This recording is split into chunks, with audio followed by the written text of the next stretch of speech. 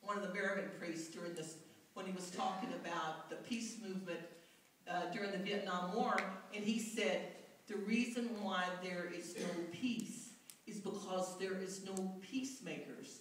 Because to be a peacemaker, it is at least as disruptive, at least as daring, at least as liable to take your life as the other. And we do not ever go there.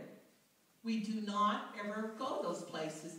And that's where I learned this very valuable lesson. As a matter of fact, it has colored my entire activism for 21 years. And it's like, I often don't have a plan.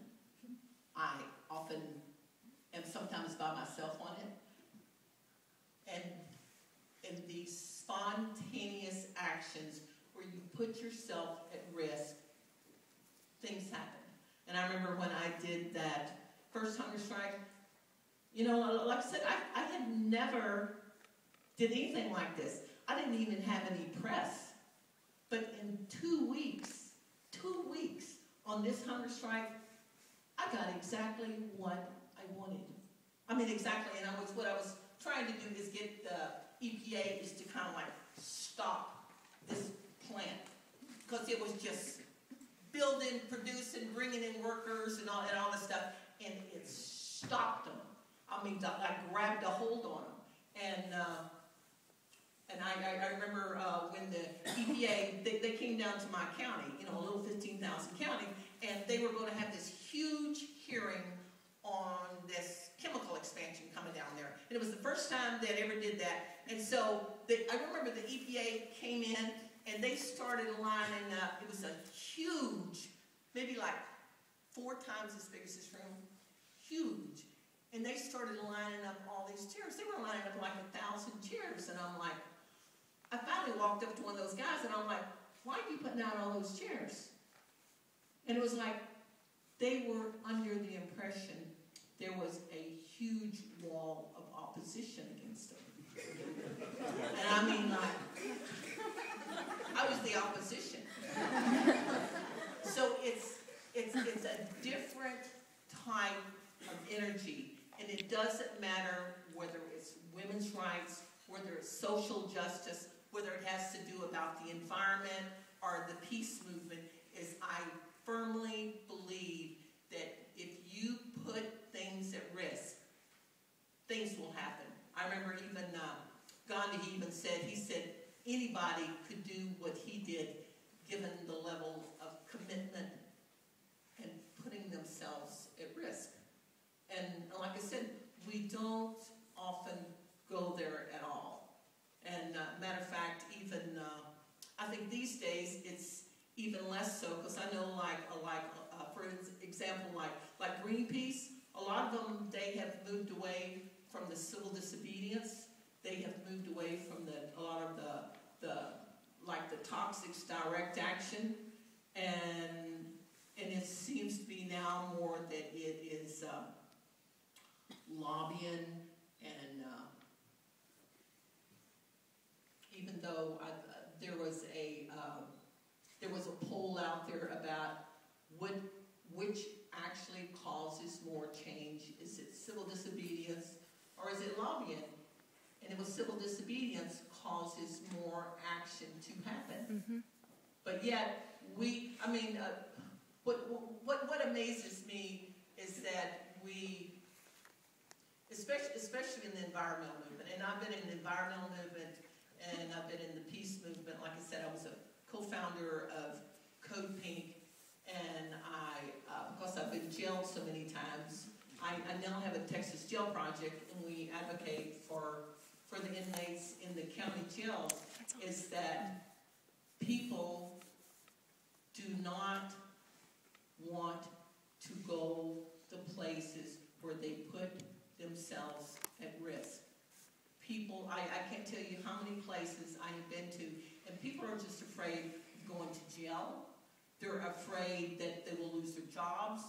I remember not too long ago, I had my book, and they put it for the entire class. Matter of fact, it was think it was like Principia College, and it was a private college, and they were geared especially towards making their students so they would be activists, so they would be involved, so they would get involved in the communities. That was their entire, one of their main goals. And they gave for their freshman class, they gave all the freshman class that book because they wanted them to understand about civil disobedience, about citizenship within your community. And so I remember I gave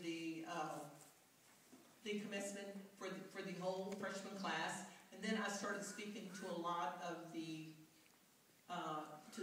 classes, and I was getting a kind of a puzzling response. It was almost like they were giving back to me exactly what they thought I wanted, and so I asked the teachers to go because I just wanted to talk to the kids to find out exactly if they really believed in it. And like I said, the entire school, that was a guiding principle, was citizenship and involvement and being a part of your community. And basically, it was like that whole class is one, they believed their teachers were hypocrites.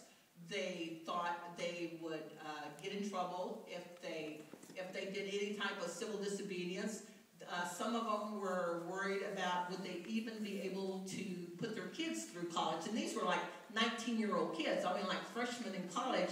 They were that worried, and it's like, where is the courage and the willing to put ourselves wholeheartedly into what we believe in? And that we are so worried about what our careers will be, or how big our houses will be, or anything like that. And yet the thing of it is like, does anyone really think what we are doing? Like, for example, in the peace movement, does anyone really believe what we are doing is going to stop those wars? Tell me, do you believe that marching to the White House, I remember one time I was doing we were doing a hunger strike on Bring the Troops Home. And this was several years ago. We were bringing the troops home, and I mean, it was getting pretty loud. You know, like there's been about 5,000 people. And the thing of it is I remember that big crowd in Lafayette Park, and it was like, we're not going to take it. We're not going to do it. It's now, now, now. And do you know what we did? Walked, marched all the way up to the Capitol steps, turned around, and just come right back. And it's like, do we really think that is going to stop that war? And it's like the environmental conference. I can't tell you how many environmental conferences I have been into. And we always get up there and we tell our story, and maybe there's some EPA. Matter of fact, I was in one in Houston not too long ago, and there were some EPA guys, and it's like, we're going to help you do some studies. It's like, we already know the town is polluted. We know the bay has got mercury in it. We know the fishermen are eating it. We know, we know the workers, because we're getting the workers. They got brain cancer. I get stacks that high of the vinyl, which will cause liver cancers, like benzene causes leukemia. And what are we going to do? And we seem so willing to settle for it. That is my deal. Is we are so willing to settle for things. If we marched one step past this ideal and just look behind it, do you really think another study is going to keep those chemical plants from discharging? I mean, they're self-monitoring. I mean, they report their own violations. I mean, enforcement is shut down. I went down to Corpus Christi, and I had an inspector pull me aside, give me documents, and say, you do something with them, because we can't get them anywhere up to the EPA. We can't get anywhere in the state of Texas. And so you know,